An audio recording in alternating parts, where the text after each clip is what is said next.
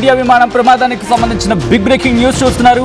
Air India విమానానికి ఇంకొక పెను ప్రమాదం తప్పింది. ఒక పెద్ద ప్రమాదం నుంచి తప్పించుకుంది ఈ రోజు ఎయిర్ ఇండియా విమానం. ఎస్, విజువల్స్ మీరు చూస్తున్నారు. వాటి స్క్రీన్ మీద గాల్లో తీవ్ర కుదుపులకు గురైంది విమానం. ఫుకెట్ నుంచి ఢిల్లీకి వస్తూ ఉంది ఎయిర్ ఇండియా ఫ్లైట్.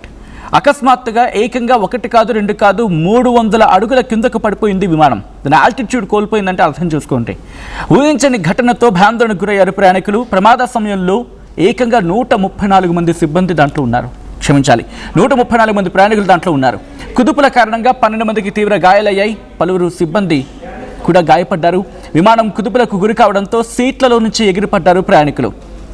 తలలు పైకప్పుకు తాకడంతో గాయాలు కూడా అయ్యాయి. కుదుపుల కారణంగా తీవ్రంగా దెబ్బతింది విమానం. ఆ విజువల్స్ మీరు చూడొచ్చు ఏ స్థాయిలో ఉందనేది. అదిగోండి, ఎప్పుడైతే ప్రయాణికులు వాళ్ళు ఆ పైన తాకడం జరిగిందో బ్రేక్ మీరు చూడొచ్చు, చిన్న చిన్న గ్యాప్స్ లాగా ఏ స్థాయిలో విమానం దెబ్బతిందో అక్కడ చూపిస్తున్న సందర్భం. దాంతోపాటు కొన్ని చోట్ల లైట్లు కూడా దెబ్బతిన్న ప్రయాణికులను వెంటనే అక్కడి నుంచి హాస్పిటల్కి తరలిస్తున్నారు. ఆ విజువల్స్లో మీరు చూడొచ్చు. రోజుకి సగటు విమాన ప్రయాణికుడు భయపడిపోతున్న సందర్భం. విమానం ఎక్కితే సేఫ్గా దిగుతామా? విమానం ఎక్కిన తర్వాత సేఫ్ మాట పక్కన పెడితే ప్రాణాలతో కిందకి దిగుతామా అని భయపడిపోతున్న రోజులు వస్తూ ఉన్నాయి. సగటు విమానయాన ప్రయాణికుని బెంబేలెత్తించేస్తున్నాయి విమాన ప్రమాదాలు. ఆ విజువల్ చూడండి ఒక్కసారిగా. లైట్లు క్రాక్ అయిపోవడం ఏంటి, విమానానికి పై భాగంలో క్రాక్స్ రావడం ఏంటి, ప్రయాణికులు కన్నుకి గాయం కావడం ఏంటి, అసలు ఎటుపోతుంది? Safety precautions ఎటుపోతున్నాయి? ఆ ఎస్ఓపి ఎక్కడ పోతుంది? స్టాండర్డ్ ఆపరేషనల్ ప్రొసీజర్ ఎక్కడ పోతున్నాయి? ఇదంతా ఎక్కడ అలసత్వం, ఎక్కడ నిర్లక్ష్యం? 1 కాదు 2 కాదు, ఆల్టిట్యూడ్ 300 అడుగులకు పడిపోవడమా? అఫ్కోర్స్ కొన్ని ఊహించని ఘటనలు జరుగుతూ ఉంటాయి. ఎందుకంటే నేచర్ తగినట్టుగా మనం మసులుకోవాలి. ఆ కుదుపుల కారణంగా తీవ్రంగా దెబ్బతింది విమానం లోపలి భాగం. తర్వాత ఢిల్లీలో సేఫ్గా ల్యాండ్ అయింది ఎయిర్ ఇండియా ఫ్లైట్. గాయపడిన వాళ్ళని వెంటనే ఎయిర్పోర్టులోని మెడికల్ సెంటర్కు తరలించారు వాళ్ళందరినీ. ఘటనపై విచారణ ప్రారంభించింది విమానయాన సంస్థ అండ్ అలాగే కేంద్ర విమానయాన శాఖ డీజీసీఏ. ఒక్కసారి చూడండి ఆ పరిస్థితి. వాళ్ళు ఎంత భయపడిపోయి ఉంటారు. 1 రూపాయినా తగ్గిస్తారా? ప్రయాణికుడు విమానం ఎక్కుతూ ఉంటే డేట్ దగ్గర పడుతున్న కొద్దీ ఏం చేస్తారు? రేట్లు పెంచుకుంటూ పోతారు కదా. రేటు మీద పెట్టిన శ్రద్ధ, రేటు మీద మీరు పెట్టిన దృష్టి ఎందుకు విమాన ప్రయాణికుడి మీద పెట్టడం లేదు? సేఫ్టీ, ఆ మెషర్మెంట్స్, ప్రికాషన్స్.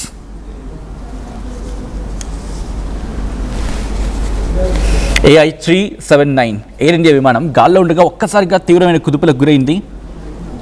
దీంతో ఒక్కసారిగా ఆల్టిట్యూడ్ని కోల్పోయింది. 300 అడుగులకు పడిపోయిందంటే అర్థం చేసుకోండి. 300 అడుగులకు పడిపోయింది ఏకంగా. దీంతో ప్రయాణికులు ఒకరు రియాక్ట్ అయ్యారు. విమానం ఎత్తు ఒక్కసారిగా తగ్గిపోవడంతో రూఫ్కి నా తల గట్టిగా తగిలింది. దీంతో నేను కింద పడిపోయాను. దీని మీద ఎయిర్ ఇండియా కూడా రియాక్ట్ అయింది. విమానంలో ఉన్న ప్రయాణికులు సురక్షితంగా ఉన్నారు. వారిని ఢిల్లీ విమానాశ్రయంలో ల్యాండ్ అయిన తర్వాత అందరినీ క్షేమంగా బయటకు తీసుకొచ్చాం. ఒక 10 మందికి పైగా గాయాలయ్యాయి. దాంట్లో క్యాబిన్ సిబ్బంది కూడా ఉన్నారు. ఎవరికి తీవ్రంగా గాయాలు కాలేదు, చిన్న చిన్న దెబ్బలు తగిలాయి అని చెప్పి సంస్థ చెప్పుకొచ్చింది. అయితే ముందు జాగ్రత్త చర్యగా బాధితులకు ఎయిర్పోర్ట్లోని ఆ మెడికల్ సెంటర్ ఉంటుంది కదా, దానికి తరలించి వాళ్ళకి చికిత్స అందించారు. ప్రయాణికుడిని, సిబ్బందిని ముందుగా వాళ్ళ సేఫ్టీకి, వాళ్ళ భద్రతకి, వాళ్ళ సెక్యూరిటీకి మేము ప్రిఫరెన్స్ ఇస్తామని చెప్తూ ఉన్నప్పటికీ కనిపిస్తూ ఉంది విజువల్స్లోని వాళ్ళకి ఎంత ప్రిఫరెన్స్ ఇస్తున్నారనేది. ఈ ఘటనపై సంబంధిత అధికారులకు ఆదేశించడం జరిగింది డీజీసీఏ. పూర్తిస్థాయి ఇన్వెస్టిగేషన్ చేయాలి అని చెప్పుకొచ్చింది. వరుస విమాన ప్రమాదాలు గుజరాత్లో జరిగిన ఘటన ఇంకా మర్చిపోలేదు కదా. అది మర్చిపోకముందే come on, you have to raise your voice. మాట్లాడండి. మీరు మాట్లాడకపోతే కనుక ఇది జరుగుతూనే ఉంటుందిలే, లైట్లే, ఎప్పుడో జరిగేదే కదా. ఎందుకు నిర్లక్ష్యం? ఎక్కడ జరుగుతుంది? ఎప్పుడో జరిగినప్పుడు మాట్లాడుకుంటాం, తర్వాత మళ్ళీ పక్కకి వెళ్ళిపోతుంది. విమాన ప్రమాదాలు సగటు విమానయాన ప్రయాణికుని బెంబేలెత్తించేస్తున్న సందర్భాలు.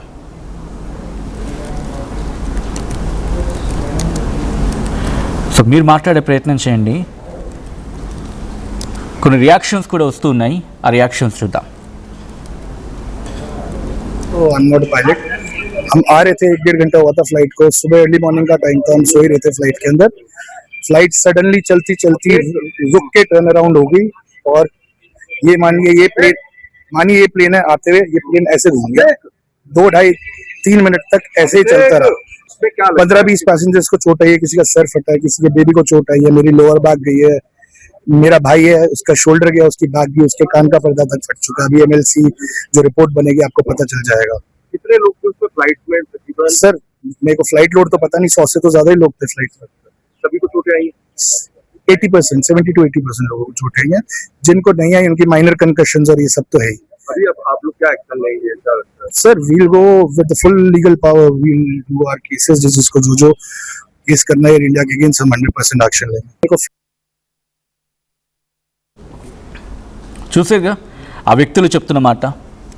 కొంతమందికి తలలకి సర్ ఫటా అంటే కొంతమందికి తలలు పగిలాయని చెప్పి, చిన్న చిన్న దెబ్బలు తగిలాయని చెప్పి కొంతమంది చెప్తూ ఉన్నారు. వాడు ఈరోజు క్షేమంగా కిందకి అంటే ల్యాండ్ అయ్యారు కాబట్టి సరిపోయింది. అదే ప్రమాదం ఎదురు జరుగుతుంటే కనుక అసలు ఊహించగలమా మనం? అసలు ఊహలకు అందుతుందా? ఎన్ని సందర్భాలు మనం చాలా సందర్భాల్లో మాట్లాడుకున్నాం కూడా. కరెక్ట్గా ఏడాది, మొన్న జూన్ 12కి ఏడాది ఎయిర్ ఇండియా విమానం కుప్పకూలిపోయి ఏకంగా 241 మంది విమానంలో ఉన్నవాళ్ళు, బయటన అంటే ఆ ప్రమాదంలో విమానం ఢీకొట్టిన తర్వాత ఆ బిల్డింగ్లో ఉన్నవాళ్ళు, ఆ చుట్టుపక్కల ఉన్న వాళ్ళు, వీళ్ళంతా కలిపి మొత్తం 260 మంది ఆ ప్రమాదంలో మరణించిన సందర్భం. అది బోయింగ్ 7878 డ్రీమ్ లైనర్. అది అహ్మదాబాద్ నుంచి లండన్ గ్వాటిక్ వెళ్తుండగా ప్రమాదం జరిగింది ఆ రోజు. కేవలం ఒక్క ప్రయాణికుడు, మొత్తం 242 మంది ఉంటే ఒకే ఒక వ్యక్తి ప్రాణాలతో బయటపడ్డారు. కరెక్ట్గా ఏడాది.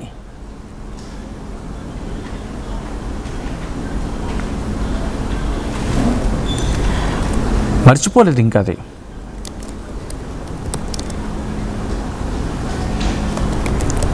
ఇంకా అది గుర్తునే ఉంది, ఇంకా గుర్తు ఉంటూనే ఉంది అది.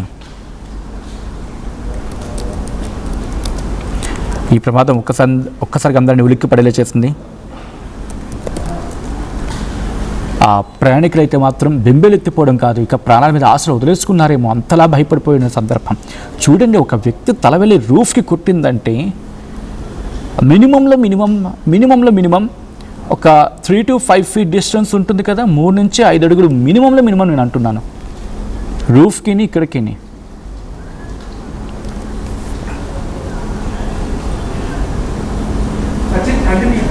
సో ఈ సందర్భంలో అక్టోబర్ 2020, అఫ్కోర్స్ మనం 2025 గురించి మాట్లాడుకున్నాం.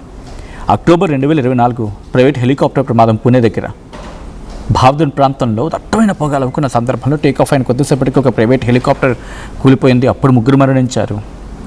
దానికన్నా ముందు ఇలా వరుస విమాన ప్రమాదాలు.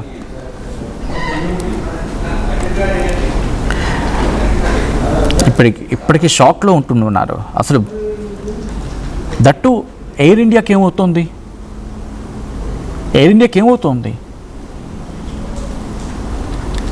ఇక్కడ ఒక క్వశ్చన్ రైజ్ అవుతుంది. Air India must answer for this. Air India తన సేఫ్టీ ప్రికాషన్స్ని ప్రాపర్గా చెక్ చేసుకుంటోందా? Air India, you must answer yourself at least. You have to answer yourself first at least. మీరు మిమ్మల్ని ప్రశ్నించుకోండి. ఒక బాధ్యతాయుతమైన స్థానంలో ఉన్న మీరు ప్రజలని అమౌంట్ విషయంలో ఎక్కడైనా కాంప్రమైజ్ అవుతున్నారా? మీరు ఫ్లైట్ టైం దగ్గర పడకపోతే మీరు పెంచుకుంటూ వెళ్ళిపోతారు కదా. ఒక్క నిమిషం మీరు ఆలస్యం అయితే ప్రజలు వెయిట్ చేయాలి. బట్ జనాలు ఎక్కడైనా ఆలస్యం అయితే మీరు యాక్సెప్ట్ చేస్తారా? మీరు చూడొచ్చు ఎన్ రూట్ అది, ఆ ఫ్లైట్ ట్రాకర్ ఢిల్లీ నుంచి ఫుకెట్కి వెళ్తున్న సందర్భం.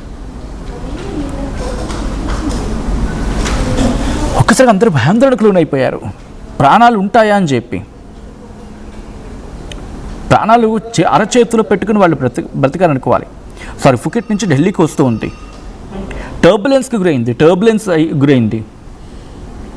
అయితే ఆ టర్బులెన్స్ వచ్చినప్పుడు అఫ్కోర్స్ టర్బులెన్స్లో ఇన్ఫ్యాక్ట్ ఐ డోంట్ నో ఎంతోమంది అది ఫీల్ చేశారు. వన్స్ నేను కూడా ఫ్లైట్లో ట్రావెల్ చేసినప్పుడు టర్బులెన్స్కి గురైనప్పుడు ఆ ఫీల్ డిఫరెంట్గా ఉంటుంది. ఒక చిన్న వైబ్ ఉంటుంది అంతే. వైబ్ ఇన్ ద సెన్స్ చిన్న వైబ్రేషన్ వస్తుంది. దాన్ని తట్టుకోవడం కష్టం. కొన్ని సందర్భాలు అయితే ఐ మీన్ ఆ ఇంటెన్సిటీ బట్టి కూడా ఉంటుంది.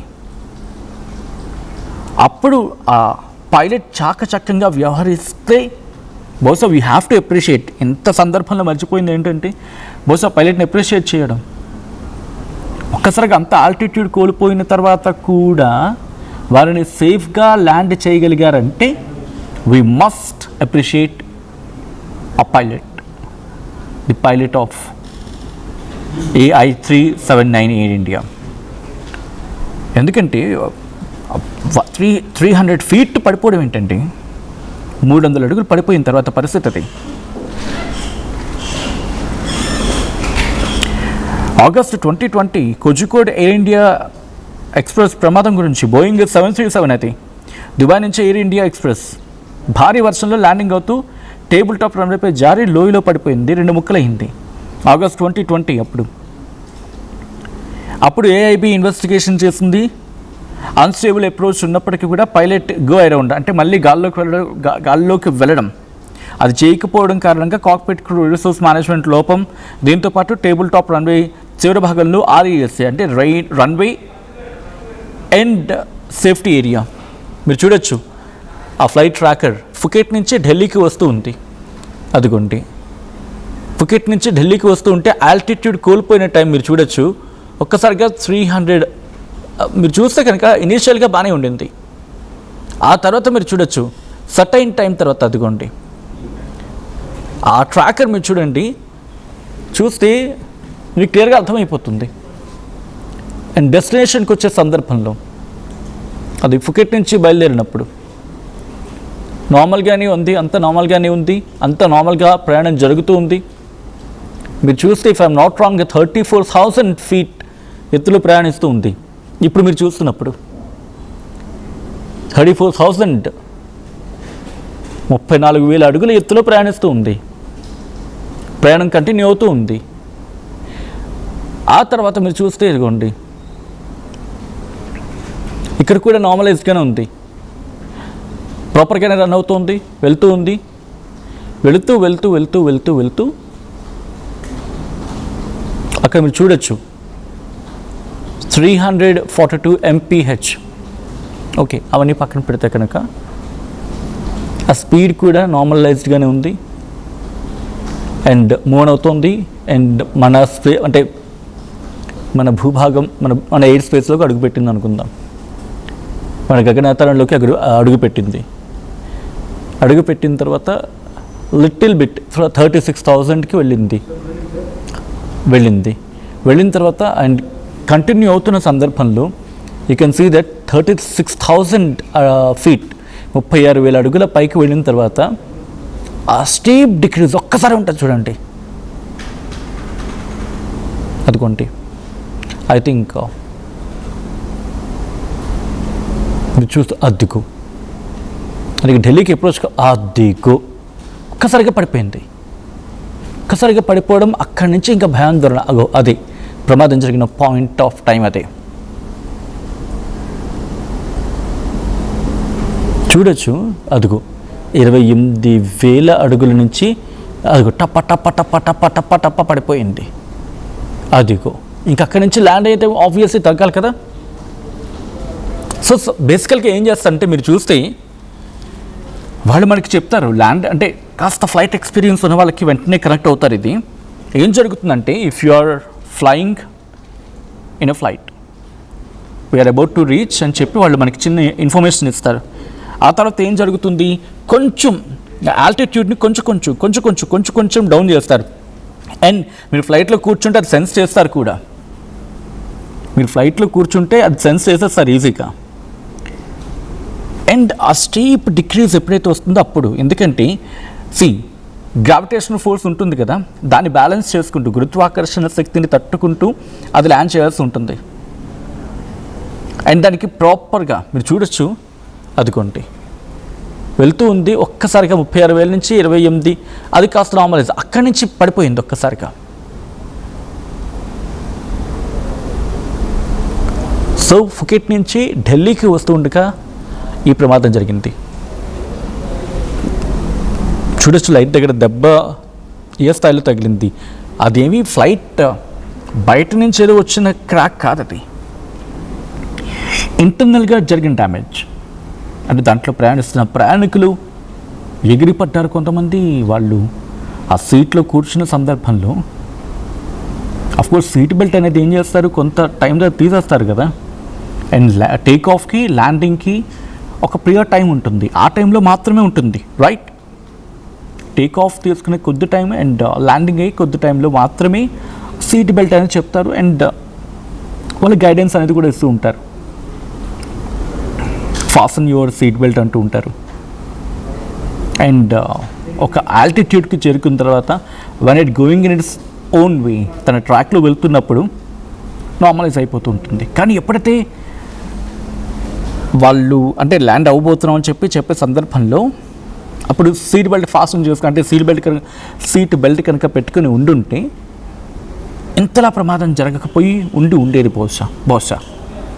అంటే వాళ్ళు అక్కడ కమాండ్ ఇచ్చారా, biggest question mark. Landing before ఇది ఇన్వెస్టిగేషన్లు బయటపడాలి.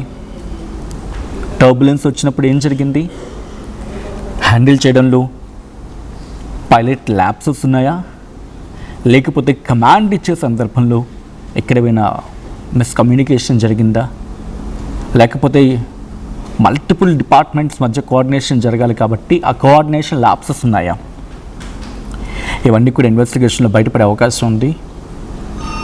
But whatever it may be, Air India ఇంకాస్త కాషియస్గా ఉండాలి. That shows very clearly, that shows in a very clear way. Air India చాలా జాగ్రత్త తీసుకోవాల్సిన సందర్భంగా అనిపిస్తూ ఉంది, ఎందుకంటే ప్రయాణికుల ప్రాణాలు కాబట్టి.